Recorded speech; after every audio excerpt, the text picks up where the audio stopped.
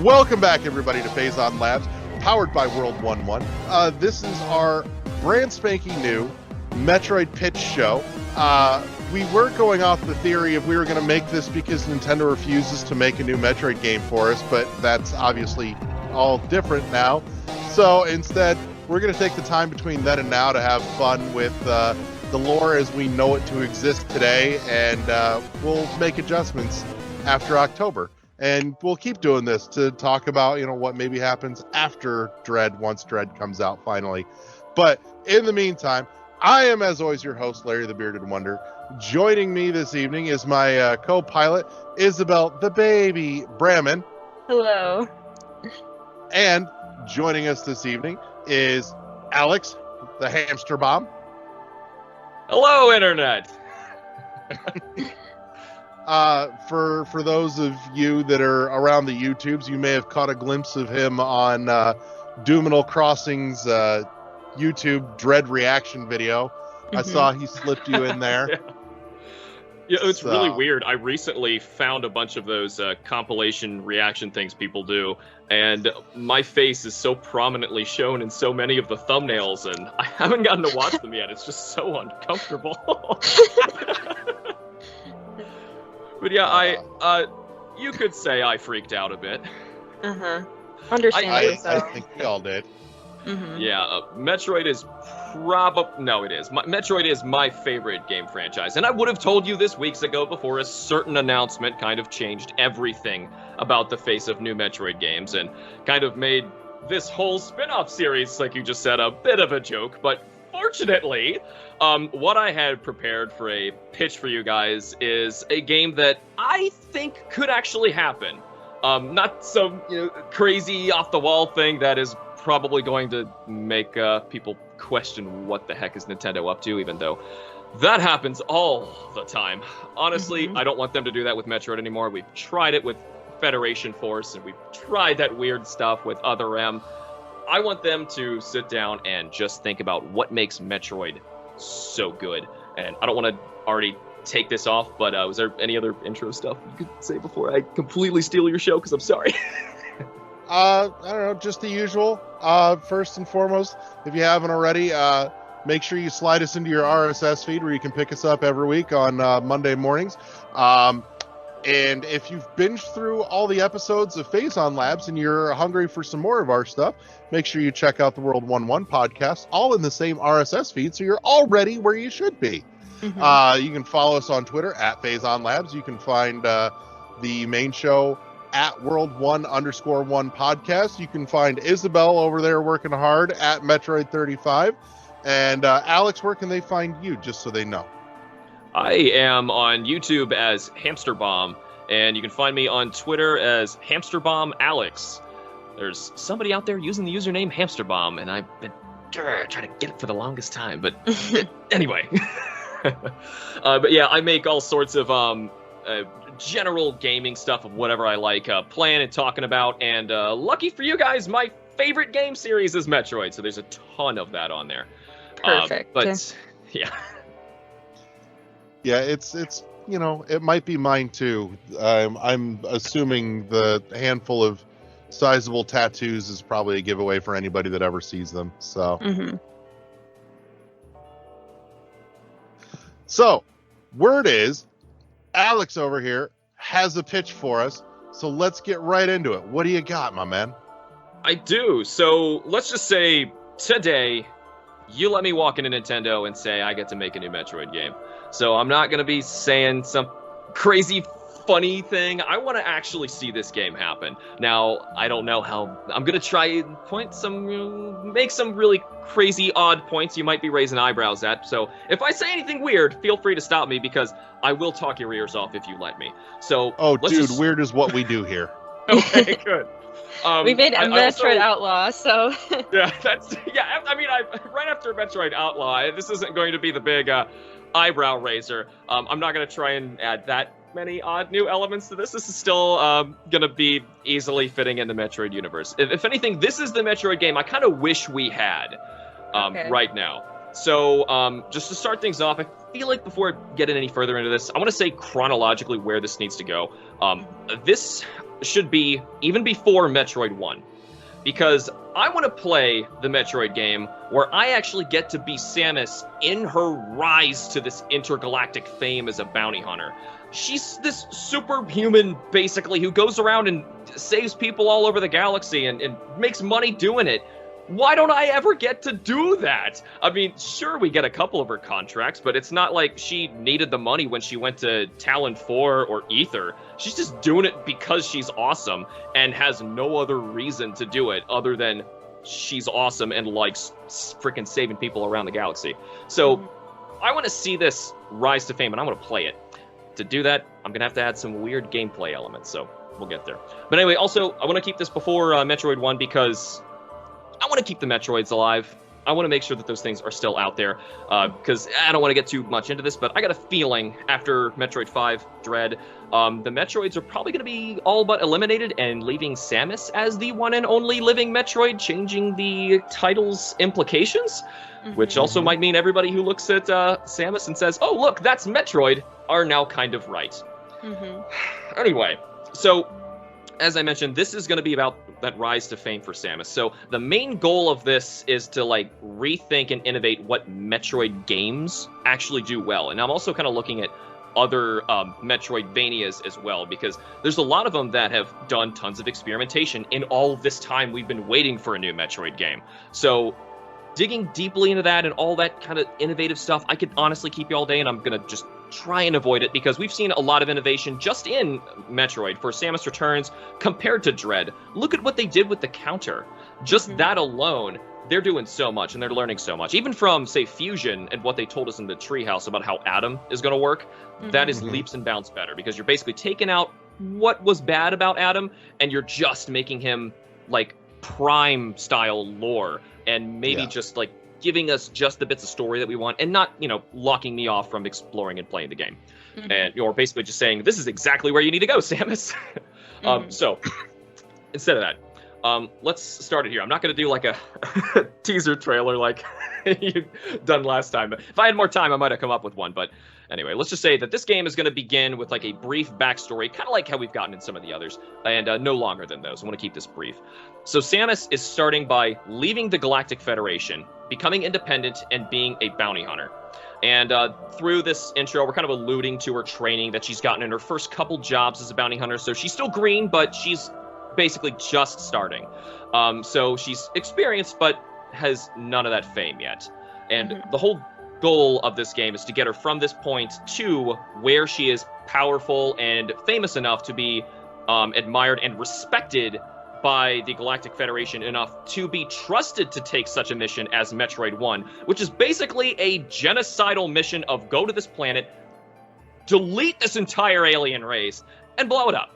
And they're just sending one person to do this. That's outrageous. So this whole game, I feel like, needs to exist in order to explain how on earth she's able to become so powerful. So this is going to be bringing us to scanning and getting a list of contract bounties in her ship. So like right after we get this introduction, she's actually like seeing a bunch of information on her screen. And this could be something simple, kind of like what we see in the beginning of Prime, just like text going off the screen.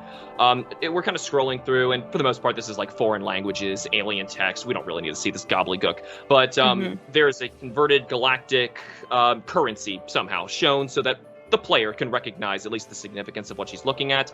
And just in general, before we go any further, I want to keep text to a minimum in this game. I think the Metroid is at its best, say like Super, when you can tell a really artful and amazing story in Super Metroid and not say a word. Technically, yeah, there are some words that they say in the very beginning just to catch the player up to speed, and that is all. It's just what's necessary. It's not like we need to, stop each time and kind of direct her around. The fun, I think, in Metroid games is carving out your own adventure, and I really want players to also feel free, like you made this journey to make Samus this powerful.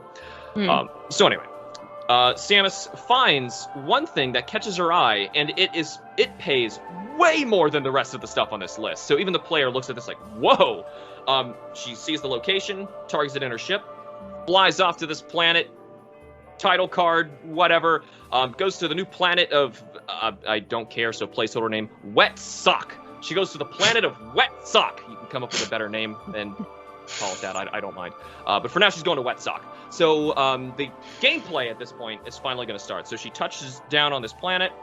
She's able to move around, and there are crowds of alien creatures that are all just thrilled to see her, that she's here responding to this contract that they've put out. They're practically bowing before her. And so before I go any further again, this is going to be a totally 2D game. I was thinking, I really like the idea of trying to implement that 2.5-ish D that Other M tried, but to avoid having too many ideas at once here, let's just stick to 2D. And honestly, just watching Metroid Dread, it's so breathtaking. You don't need to do that right now. I think we could save that for later. So we'll stick to a purely 2D Metroid game, just so that we can easily visualize this and we don't have to strain too hard to get this to work.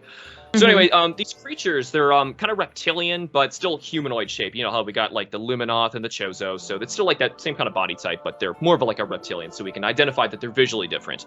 They're wearing you've robes. got the Reptilicus and Corruption. That is true. I haven't played Corruption in the longest time, even though I have a literal poster behind me right now. So yeah, you got me there. But anyway, I wanted them to. It'll be clear later why I wanted to look a certain way. But anyway, they got some robes, some armor plates, but not really warfare armor plates. It's more like a bureaucratic kind of thing. So this is not like a super violent race. They don't appear to be. They're bowing to Samus, and a couple of them are actually like leading her around. And this is like a very simple opening, just so you know, if you think of like the opening to Super Metroid, where you're pretty much just following on a path, and the player is visually getting the story this way because they're not speaking to her. You follow along these reptilian creatures, and it's, like I said, just a simple platforming. You descend several rooms down below, and you enter into this large white room. They're still leading you, and a huge metal door slams down behind Samus, and she is locked in the room. Ooh. Two creatures drop their guises and draw long, expandable electrical spears. Their armor now shifts into something much more menacing, and now you are in combat. The game is now kind of giving you like a little teaser on how combat is going to function. At this point, Samus has her basic power suit, power beam. I want her to have some missiles, so give her about 25 or so, and even 5 energy tanks. Don't worry, I will take them away. So at the very least, she has them here. Now, this is a battle that you are supposed to lose. So if you think of once again the battle in Super, I love Super, but I honestly didn't think of the correlations at the beginning of this, but it seems to be coming to me right now. But this is a battle that you really aren't supposed to be able to win. But say you're an experienced player and you take down these two guys.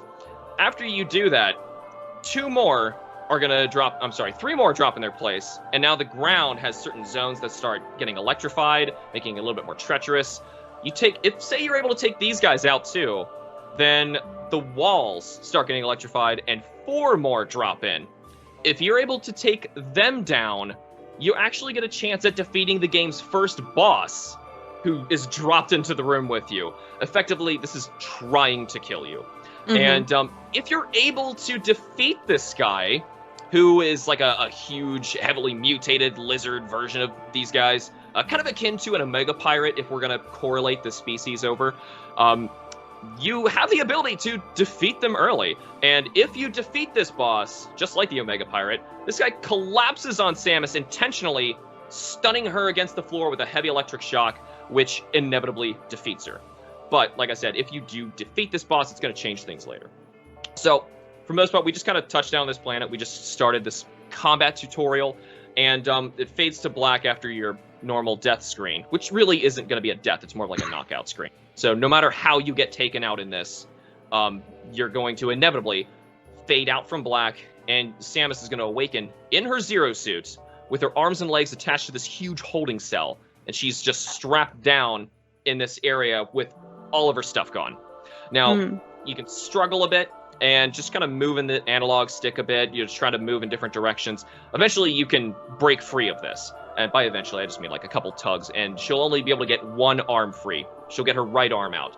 Now, by getting her right arm out, the first thing she does is reaches it up to her ear, and you get a new tutorial introducing the scan visor, which is going to work effectively like it does in Prime 2D. If you've played that, the fan project. Effectively, I really don't know why this isn't just a thing in 2D Metroid since then. I get why they didn't put it in Samus Returns, because, you know, they were making a remake, but it was just too smart of a way to give the player lore and story in a way that really isn't invading on the gameplay at all. So I think it's just too interesting to put in here, especially when you're trying to tell a story without mandatory words. So anyway, now once you have this scan visor, Samus is able to look around the scene and scan certain things, which lets her learn about this race, get a little bit of lore, and discover that there is actually a paralyzer gun within her reach of her right arm. Once you scan it, she's able to equip it. She automatically blasts away her rest of her restraints. She's now completely free. You can roam around your cell. Once you do that, you can discover a ventilation duct, blast that away, crawl through it. And just to mention it, the power grip, not necessary in this game. You just have that. It'd be a little weird to have that beforehand. So this is officially when the game technically sets you loose. You could really go anywhere of this huge map, but you kind of have nothing, and you want to get your stuff back. So there's a reason to want to stay in this facility and hunt down where the rest of your stuff is. So this is going to begin with Samus like a stealth combat section, kind of like the ending of Zero Mission. However, the enemies aren't going to be nearly as brutal this time, because that was an endgame area for a reason. However, I want this to be a reason for players to understand that they can play stealthy if they want to, and how to do it by going in and out of... You can either fight enemies if you want to. If they see you, they're not going to like blare the alarms until you run away and I'll charge you like Zero Mission. This obviously needs to be a little simpler so that the player isn't completely flabbergasted at the beginning of this, because I basically just beat them up and locked them up. Yeah, I don't want to make it even worse by locking them up repeatedly.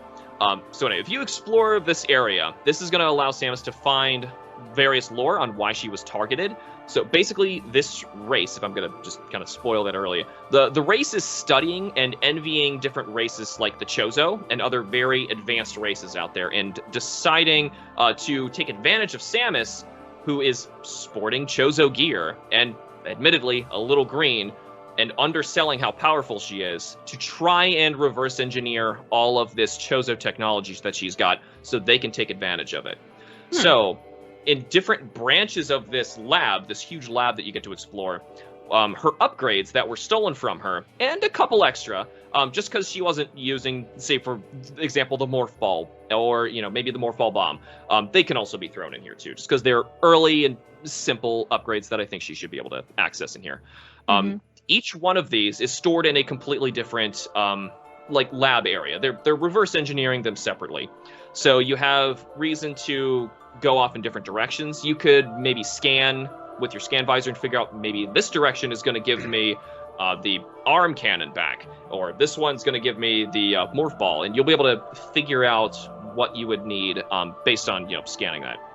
So the last upgrade of this segment that you get inevitably will be the power suit, and that's the one that's guarded by what was that opening boss, unless he was fought already. If you did fight him, instead you see his body laying there in the room as engineers are working on him, trying to revive him, basically make a metaform of him. And they are who turn hostile and must be defeated, but they're not nearly as tough as him. This is really like you got to fight the guy early. So Samus, I kind of mentioned this earlier, but I want to go back to this because it's an odd thing. Samus can actually equip her power beam and missiles while in the Zero Suit, which basically kind of looks like the Justin Bailey design, just an arm cannon on Zero Suit. I don't know if we need the pink jumpsuit and the green hair, but I'll leave that up to your discretion. Bring them back. I've got no reason why that shouldn't come back. But anyway, the reason being is the game all around is going to have stealth options for the player. So if you want to avoid combat, you see something that's really dangerous, you've got the option to try and swap into Zero Suit, who might have better capability of sneaking around into smaller, tighter locations that maybe you need, like maybe the Morph Ball can't do for whatever reason. But this way you can actually interchangeably go between Zero Suit and Power Suit, but it's not a detriment to the player. You can play this the way that you want. If you want to run around gunning everything down, totally fine. Then you effectively had an intro section like the end of Zero Mission, which nobody complained about. But this time you actually have it, and you can use it throughout the main game. So because she can equip this power beam and missiles, that way she's able to unlock stuff before she just gets the power beam. Because in Zero Mission, it's a little I mean, of course, it's supposed to be a big triumphant thing when you get your whole suit back all at once, but some part of me kind of wants to see what happens when we have the opposite, when you slowly work your way up to it from absolute zero with nothing. Mm-hmm. So you escape this facility, you defeat that boss, and Samus is not going to leave this place empty-handed. This is effectively, if I'm going to make a weird comparison here, to Breath of the Wild, this area was the Great Plateau. Oh, okay. And as soon as you have defeated this boss, you got to the point where you've reached the exit, a group of groveling reptilians are going to offer Samus something in exchange for their lives, and you can choose to accept it or to kill them anyway. If you accept it, which basically walk up to them and interact, it provides Samus with currency.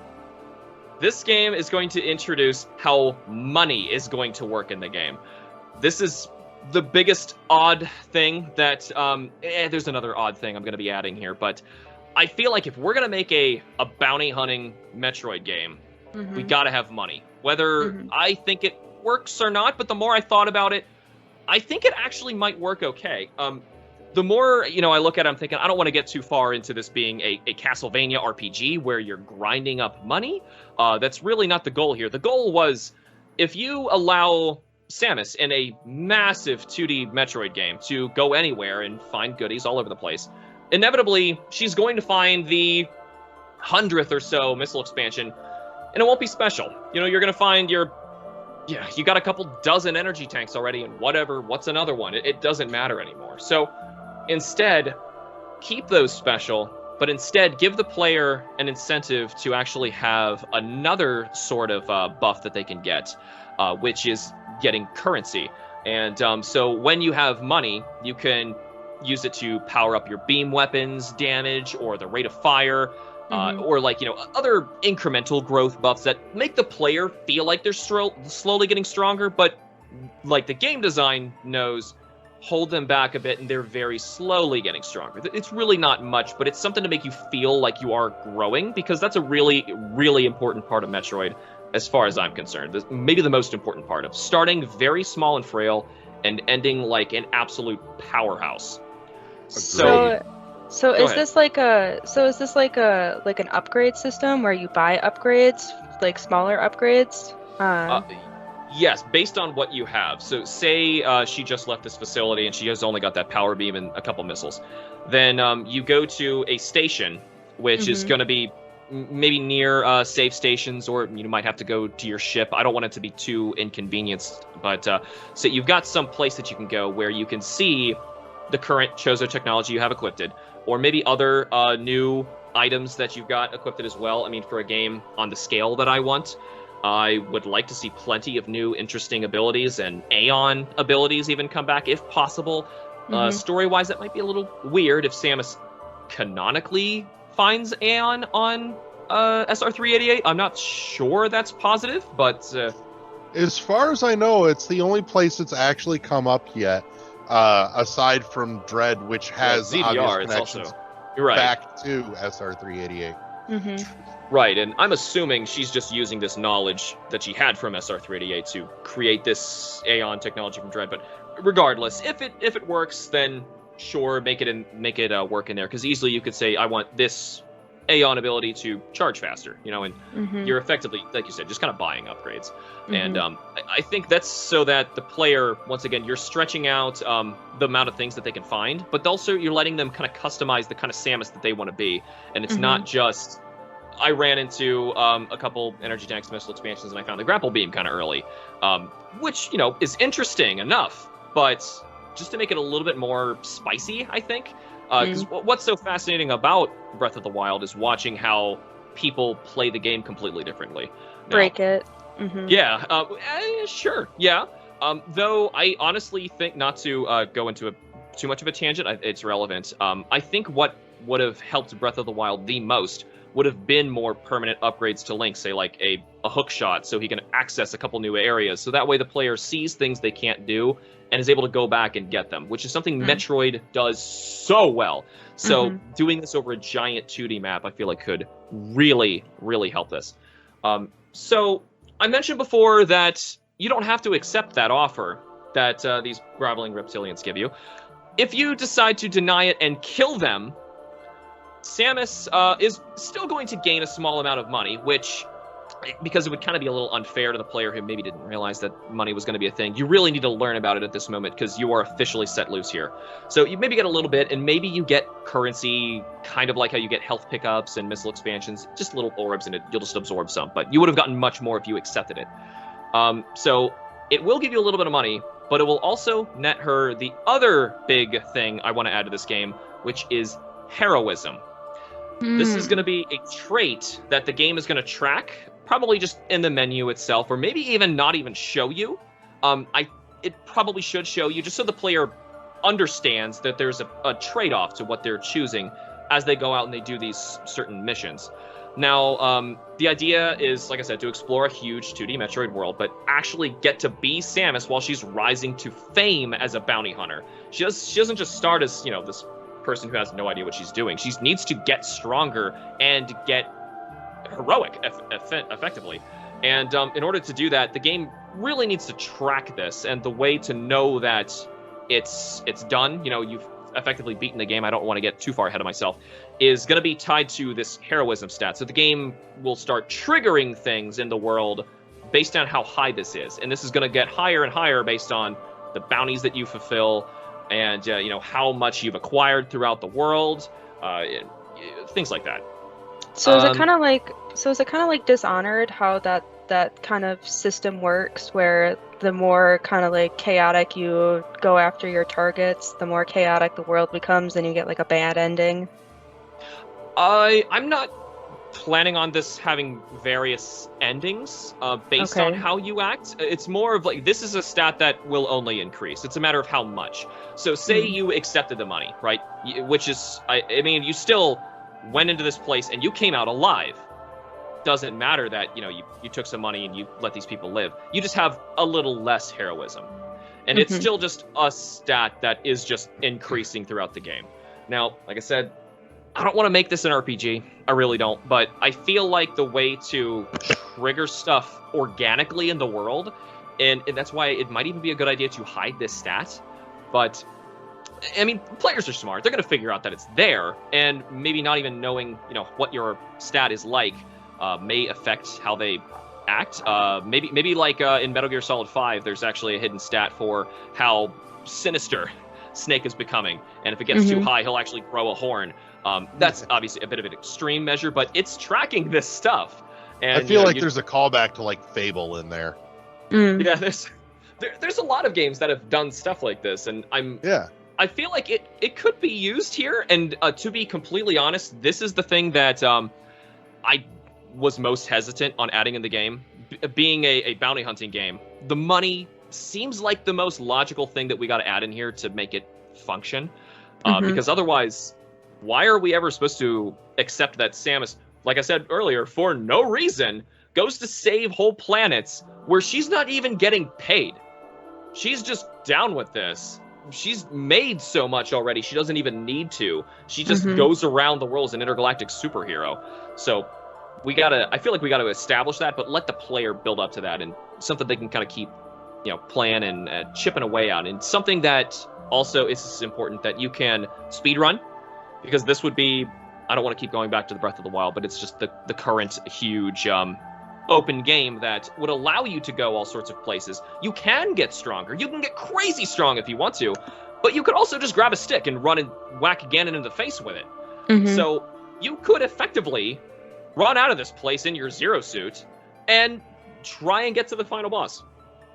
Now, obviously it'd be really dangerous, but I would love to see people try and do that, especially in Metroid games where you have so much variety and what you can pick up. Some of the most interesting speedruns in Metroid are the ones where you can avoid a crazy amount of the pickups, and people do it on purpose to end with almost nothing. It's oh my god, it's crazy. I love watching low percent runs. Yes, and they get more and more interesting as people find more exploits and crazy things they can do, which it's so interesting. And I feel like in a game like this, where as soon as you have money involved, people will figure out, if you invest in this early on, just for this weird exploit, you could totally break the game.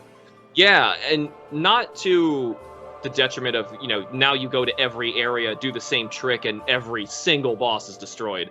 obviously that's not good. You want it so that it's just a fun trick, and you can annihilate this boss by kind of like Dragon in Super, where you can electrocute him to death with your grappling beam, and you don't even have to fight the guy. Fun quirks like that, though it's kind of different. But anyway, you're still mostly exploring this huge interconnected map, and possibly with several different planets to explore, if that's another way to make it larger and more easily change the biome, kind of like what Prime 3 did. But basically, you're on your way, keeping an eye out for completing local bounties. And so this is something you're just doing while you're out on the fly. So you could kind of think of this like side quests. You're just kind of accumulating these as you keep going.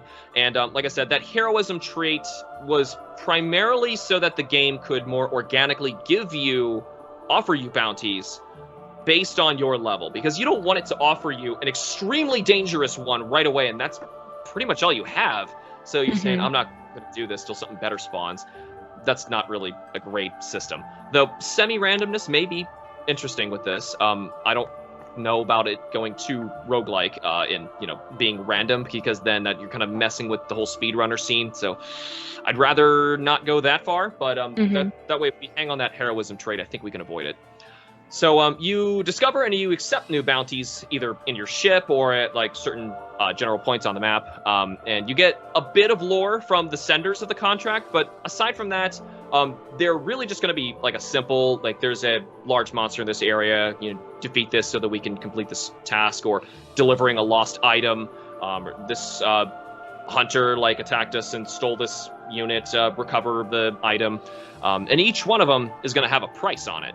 And the player is going to be able to choose what they want to tackle as they play and explore the world based on where they're at, maybe what's nearby, and of course judging the risk and reward based on what they get to see in here. So because of this, the game is going to be, I think it should be scaling very slightly in difficulty as Samus's heroism is increasing. So instead of just having simple zoomers moving around, maybe you have leveled up stronger versions that take a little bit more punishment. They might hit a little harder, but that way you don't get way too powerful, because in a game where you're giving Samus the ability to get uber strong, you can't just let her go back to basically Crateria and annihilate the early enemies, and there's no challenge there. It's basically just a long loading bar. Though there honestly is some joy to going back in an early area that beats you up and just wiping the floor with the enemies there. I kind of think, for the sake of the game being effective longer, I think they should scale up. So kind of like what Hollow Knight does with the Infected Crossroads. You defeat a certain boss, and the game then triggers. It's flipped to know, all right, enough time has passed. Make this area much scarier. And it's still an early area, and it's still based on those early enemies, but make it much tougher so that, going back, you see more stuff, maybe more paths open up, and you're able to find stuff. So these bounties should also be color-coded to let you know if you're going to be rewarded with money or maybe a power-up. So this is a way that, because this map is going to be really large, we want to make sure that the player isn't completely lost and they need the ice beam. Where are you going to get the ice beam? And this way you can actually see, okay, I got a bounty where I can go and pick up, I don't really want to make long beam a thing again. I don't know why that popped in my head, but I don't know, wave beam, anything. You want a new visor, right? You want X-ray visor because you're nervous about missing everything, and you found something that pops up, you want to prioritize this. That way you can kind of quickly color code and sort these things and figure out what you want to do based on where you're at. So that's, for the most part, the majority of the game until we get towards the ending. So the final bounty, once we get a high enough heroism, is going to come from the Galactic Federation. And they're effectively catching wind of how successful you are after ditching them. So I would assume they're a little on the butthurt side. So this is going to be a uniquely colored challenge, so the player immediately should know this is different, probably end game. And that's effectively what this is going to be. This is going to be your final mission.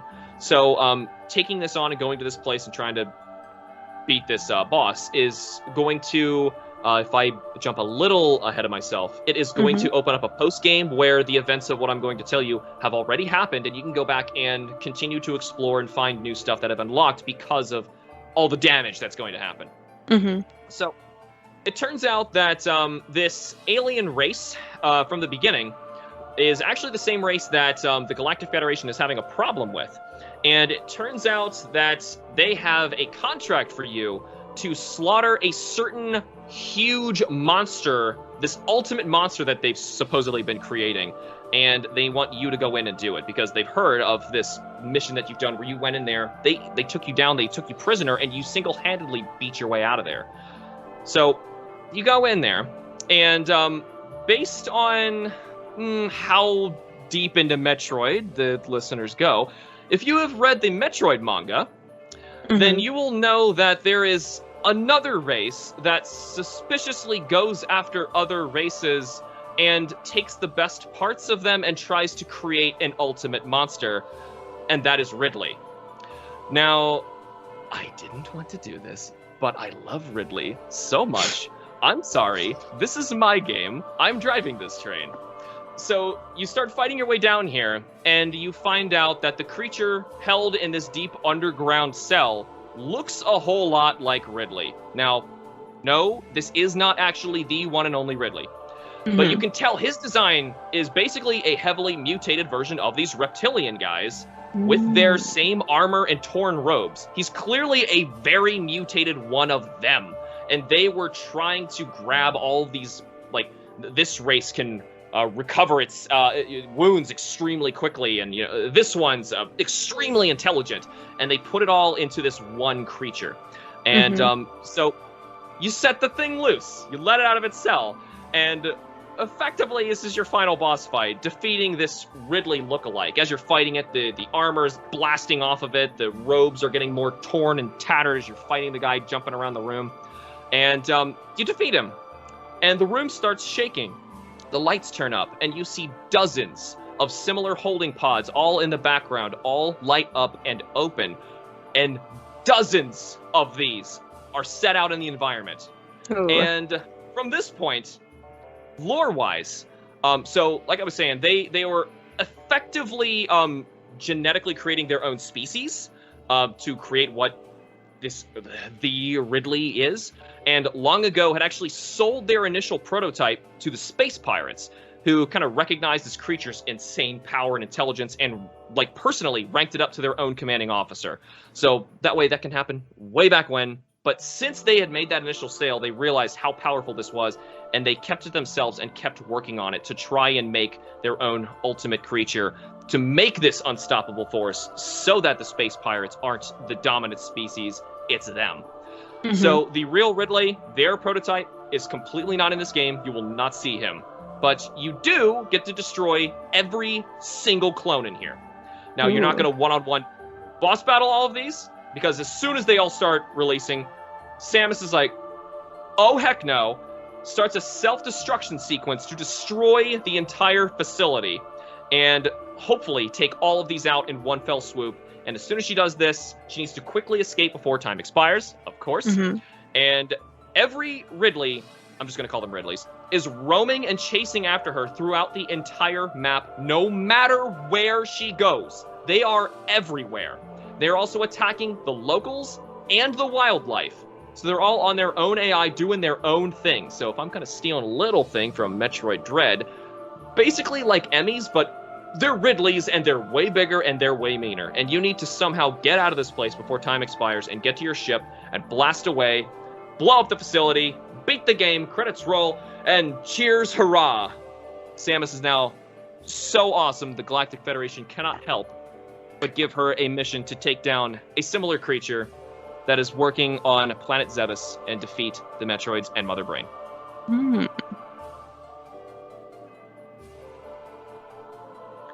And Larry's on mute. Uh-oh. Ah, there we go. I was saying, I like it. Now, normally we would we'd workshop and play with this idea for a little bit, but you've kind of gone so deep with it, I don't know what to kind of fill in the blank in. Yeah. So we're gonna skip a step this evening, and I'm gonna say I want to know what's the title. You know, if you make me do it, I'm making you do it. Metroid Wet Sock. It's locked in. There's no going back now. if I really had to, I would probably call it Metroid Bounty, just so that the player or the people looking at this would know right away what this is all about and how it's going to establish on Samus's career, her fame. But you know what? It could just be called Metroid Wet Sock. You know what? Because you said Metroid Bounty, and my brain's like roll of paper towels. On the other hand, Metroid Contract. Ooh. Ooh, yeah, that's cool. Ooh, yeah. No, Yeah, I I like was that including one. kind of a anything sexy Metroid feel to Hunter it. because of we have Prime Hunters, and I feel like you just Right. call it Hunter. It would just sound weird.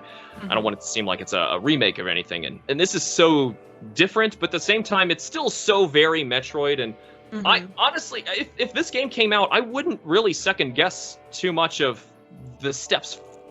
Either you could argue forward or backward because there's some different things in here, but I think it's healthy to experiment, especially when you're getting mainline games. So as soon as we get a mainline Metroid 5, then it doesn't matter. You can start doing the crazy stuff. Now, I mean, Metroid Prime Pinball could only exist because they're messing around. They want to make a bunch of crazy weird stuff, but Pinball was awesome though. yeah, it is. I want to make sure that it's still something healthy that's going to be fun for the core Metroid audience. They're gonna go into this, the speedrunners love this. The people who just want to run around and explore and get bigger and stronger love this. People who want to spend hundreds of hours in a video game, which notoriously Metroid, you can't really do that unless you're just getting better and better at running it faster. Yeah. But yeah, no, I really like how this kind of workshops. Yeah, Metroid Contract. Yeah, I would play it. Yeah. I'd be I'm in trying for to- it. I'm trying to think of some art that I could do for it. I really want to see what this alt Ridley looks like with like the half armor and the torn robes. I mean, we basically threw the Metroid Outlaw. You took that whole concept art of Western Samus with the billowing cape idea, and just as I was writing this up, I was thinking, oh my god, do that to Ridley. But still, Yeah. I mean, gameplay-wise, there's so many things that I feel like could be added healthily to this. Just a Metroid game in general, you want to go around and how do you make the speed booster, and the shine spark work better in a 2D environment? Because we haven't seen it in a while. Probably Right. coming back in Dread, but we'll see. I'd say especially based off some of the comments from our talk with Steve several episodes back by the time you guys hear this. But yeah, there was good reason we didn't see the speed booster in Samus Returns, but it sounds like that reason is now no longer an issue going into Dread. So Yeah, I can't imagine that the frame rate is going to be holding them back anymore, especially when there's a certain Emmy that's dashing after Samus and just might give her the speed booster. I don't know. I just really love having all sorts of weird ways that you can, one, explore the terrain, but also fight with the same upgrade. And the speed booster / shine spark is a really creative, weird one. And coming up with more of those is always fun. Yeah. no, I concur. Well, I think here's a good place to wrap for the evening and for this episode then. So I want to say thank you to everybody that tuned in to listen. Thank you to my co-pilot Isabel. Thank you to our guest Alex HampsterBomb this evening. And just your reminder, make sure if you enjoyed this that you go back and that you've got us locked into your RSS feed along with our gracious overlord network of World 1-1. Make sure you follow Phazon Labs on Twitter at Phazon Labs. Follow Isabel on Twitter at Metroid35. Make sure you go peep Alex on Twitter over at HampsterBomb Alex. Yes. Got it right. Yeah. Got it. One. So, and I think we'll wrap up there for the evening. So I want to say thank you to everybody for tuning in again. And we'll see you all next week. Everybody, see you next mission. Peace. Bye. See ya.